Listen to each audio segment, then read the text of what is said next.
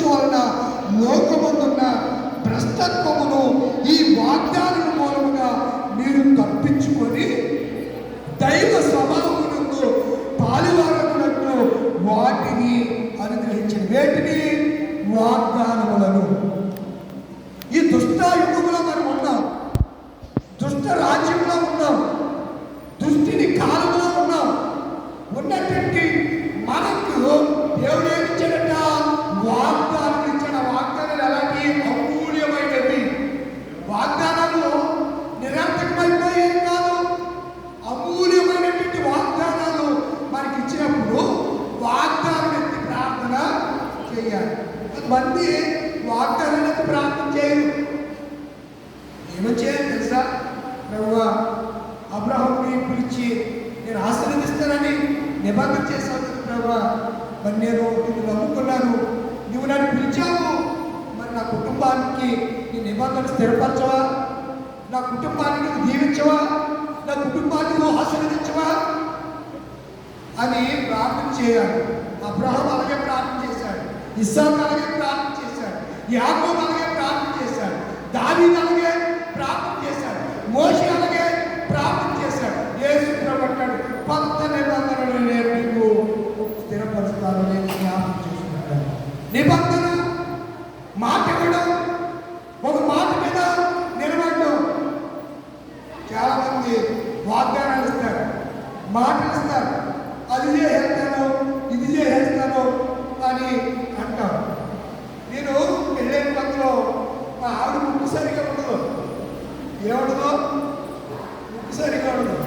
నేను అన్నాను, అమ్మ అంటే నీకు ముక్కు సర్జరీ చేయిస్తాను అని అన్నాను. ఇప్పుడు కూడా అడుగుతుంది మా ఆవిడ, అంటే మీరు పెళ్ళైన కొత్తలో అన్నారు కదా ముక్కు సర్జరీ చేయిస్తానని. అప్పుడు చాలా 10 సంవత్సరాలు అయిపోతున్నాయి. అయ్యారా చేయిస్తారంటే చూద్దామమ్మా, ముక్కుదే ఉంది. పొద్దున దేవుడు అందమైన మొక్కని ఇస్తాడు కదా, మంచి ముక్కు ఇస్తాడు. ఈ ముక్కుతో ఏముంది? ఇప్పుడు అలాగా చెప్తాడంటే ఇప్పుడు చేసుకుని ముక్కు సర్జరీ చేయించుకుంటే, ప్లాస్టిక్ సర్జరీ చేస్తే, ఏదో కాంప్లిమెంట్స్ వస్తే, కొనడానికి మందు అయితే ఉన్నదానికి ఊడిందని కొత్త ముక్కు కృష్ణ అందరికి వచ్చే ముక్కులాగా ఇక్కడికి మొత్తం ఇలాగేదో ఉంది కదా, ఇప్పుడు ఇలా కట్ అయిపోతే ఆ మొమ్మని అసలే చూడలేము. ప్రార్థించే ఏముంది, ఉచితమైతే ఇప్పుడు దేవుడు కార్యం చేస్తాడు. అంటే చాలాసార్లు మనుషులుగా మనం మాటలు చేస్తూ ఉంటాం, వాగ్దానం చేసేస్తూ ఉంటాం.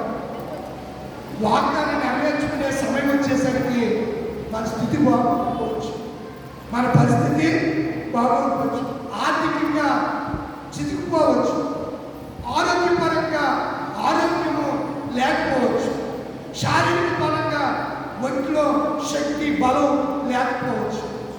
కానీ దేవుడు ఎలాంటి వాడు చెప్పండి? మాట ఇస్తే మాటలు మనకి దేవుడికి తేడా ఉందా లేదా? చెప్పరేలా ఓడి తేడా ఉంది. ఆయన మాట ఇస్తే, అందుకే వాగ్దానాలు మనకు ఉన్నాయట. వాగ్దానాలు బట్టి మనం ఏం చేయాలి? ప్రార్థించాలి. ప్రస్తుతత్వమును ఈ వాగ్దానముల మూలంగా మీరు తప్పించుకొని, వాగ్దానం మనం ఏం చేస్తుంది? తప్పిస్తుంది. తప్పించుకొని దైవ స్వభావమునందు పాలువారమగునట్లు ఆ వాగ్దానాలు దేవుడు మనకి ఏం చేశాడంట? అనుగ్రహించెను అని చెప్తూ ఈ హేతువు చేత. అబ్బా, ఏం మాట్లాడుతున్నాడంటే చదువులేని పేతురండి.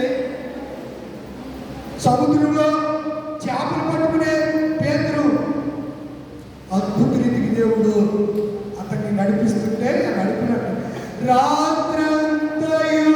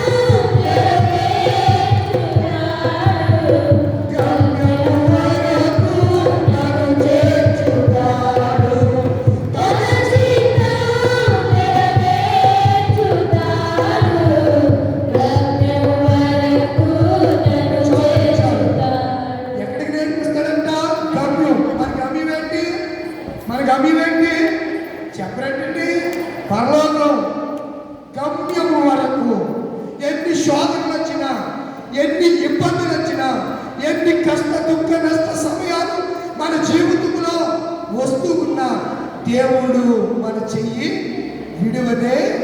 అందుకే భక్తులు అంటారు, యెహోవా నువ్వు నా చెయ్యి పట్టుకో, జారిపోకుండా పడిపోకుండా యేసు నువ్వు నా చెయ్యి పట్టుకో. ఆయన చెయ్యి పట్టుకుని నడిపిస్తే ఎక్కడికి నడిపిస్తాడంట? జీవజలముల బుగ్గల యొద్దకు నడిపిస్తాడు. అక్కడికి వెళ్తే మన ప్రాణానికి ఎంతో సేవ చేస్తారు. అక్కడ ఏముండదంట? ఎండైనను, ఇంకేముండదు. మూలవాక్యం ఎక్కడది? 59:10. 59:10.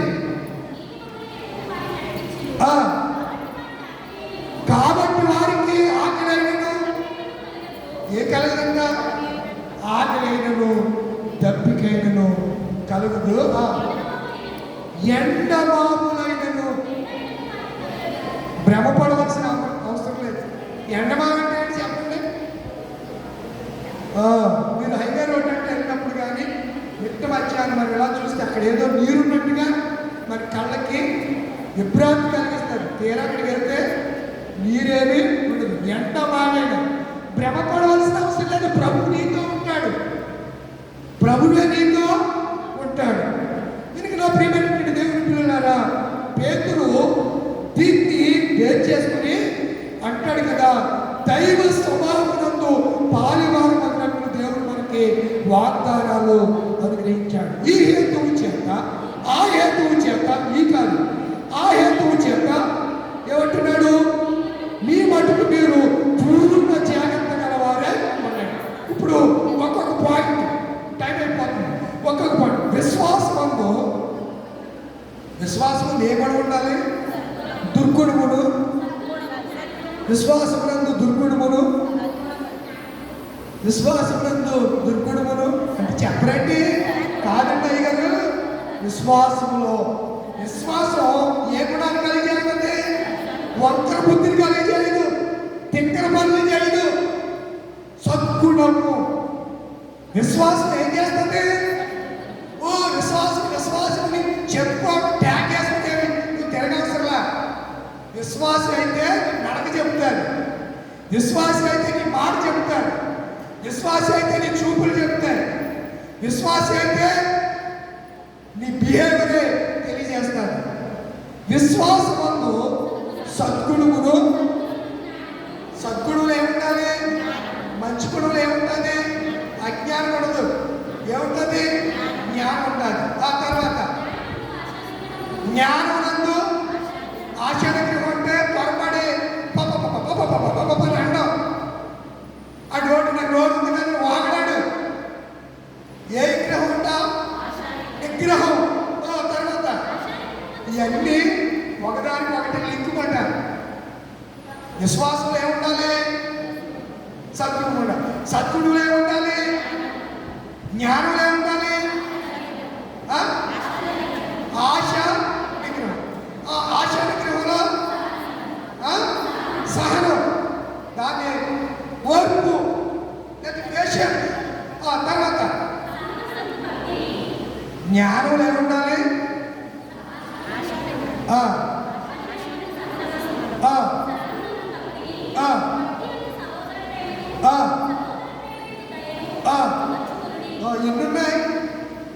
ఎన్నున్నాయి అక్కడ లెక్క పెట్టండి. టైం ఎంత లెక్క. మరి ఎందుకు నాలుగించి ఆరా? సరిగ్గా చూడు మనిషి ఎన్నున్నాయి. మరి అదే మరి ఎన్నున్నాయి? 7 గుణాలు. వీడు మనిషి అంతా మనుషుడే కానీ గుణం మాత్రం నేను చెప్పలేదు. నీకు వచ్చి కదా, నేనైతే నాతో చెప్పిందామని మీరు ఎంత తెలియగలలో. మీరు మనిషి అంత మంచోడు కానీ ఇక్కడ అంటున్నాడు కదా, విశ్వాసంలో సద్గుణం ఉండాలి, మంచి గుణం, గుడ్ క్యారెక్టర్. పెళ్ళిళ్ళు అంటారు గుణవతి ఏది భార్య. ఏ గుణంలో దొరికితే, గుణంలో దొరికితే అన్నదమ్ములకి జగడాలు, తోటికోళ్ళు జగడాలు, అన్ని జగడాలు, గొడవలే.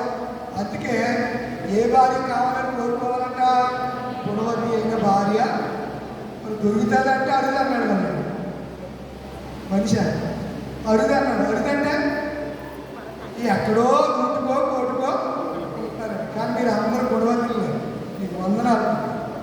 మా సిస్టర్స్, మా అమ్మోళ్ళు, మా అక్కోళ్ళు అందరూ కూడా గుణవంతులు. సరే, విశ్వాసంలో గొడవ ఉండాలి, జ్ఞానంలో ఆశానికం ఉండాలి, ఆశానికంలో సహనం ఉండాలి,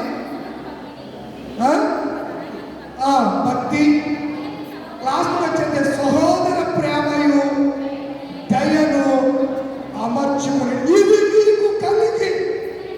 ఏమి కలిగి ఉన్నారంట? అమ్మ వింటున్నారా? దేవుడు నీటి ముగ్గులు ఎందుకు నడిపించే వారిలో ఉండవలసిన గుణాలు 7 అయితే ఈ 7 గుణాలు ఇవి మీకు కలిగి విస్తరించిన ఎడల అవి మన ప్రభువుని యేసుక్రీస్తుని గురించిన అనుభవ జ్ఞాన విషయంలోనూ అది మనకు కావాల్సిన మాట. ఈ గుణాలు ఉన్నవాడు ఎలా ఉన్నాడు? సోమరిపోతుగా ఉన్నాడు. నిష్ఫలం, ఎవరికి పనికిరానివాడుగా.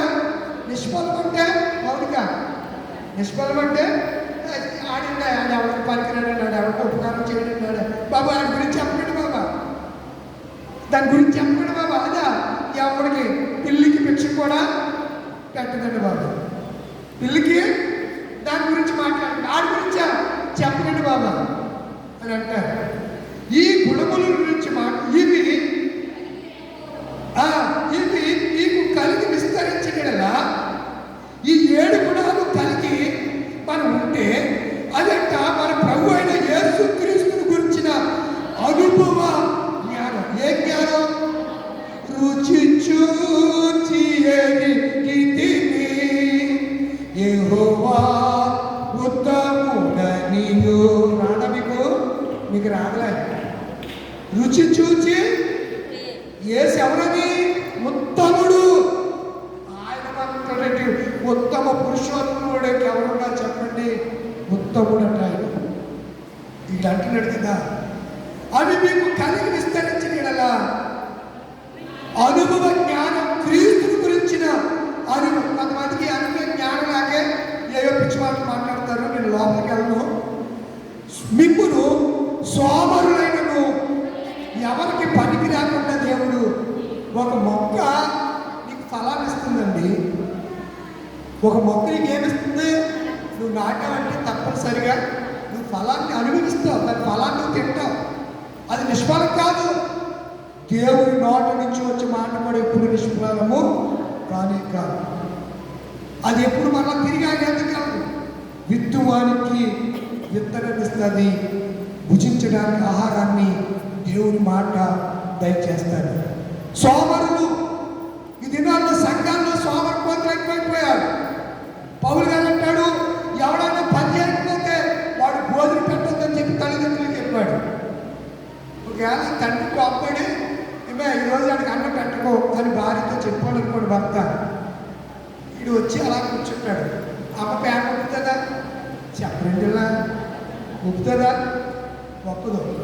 అలా ఆయన అలా బయటికి వెళ్ళగానే గబగబా కంచెలు అడబెట్టేసి చెంగు చాటు వేసేసి పట్టుకొచ్చేసి అలా ఆయన ఒప్పుతున్నాడేమో బయటికి వెళ్ళి చూద్దా, రే మీ నాన్న చెప్తాడు, రే మీ నాన్న చెప్తాడు,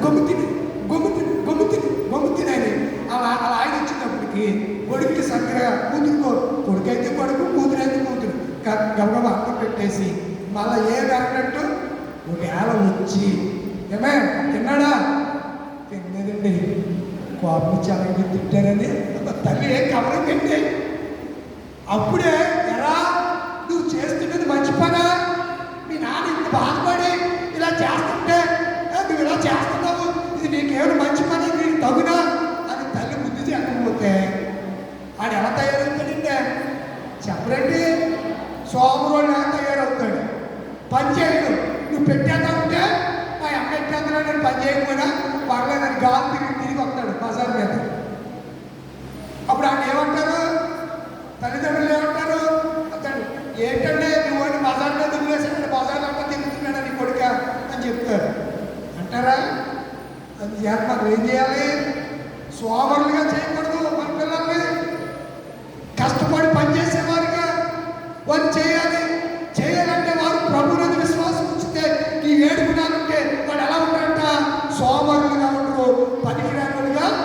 ఉండరు అని దేవుడు చెబుతూ ఉన్నాడు ఈ దినాన్ని. మరొక మాట చెప్పాడు, ఇవి ఉంటే ఇలా ఉంటారు, సోమరులుగా ఉండరు, నిష్ఫలుగా ఉండరు. ఏ ఉంటే విశ్వాసం ఉంటే, సద్గుణం ఉంటే, అర్థమవుతుంది మీకు? ఏ ఉంటే ఎలా ఉండరు? సద్గుణం,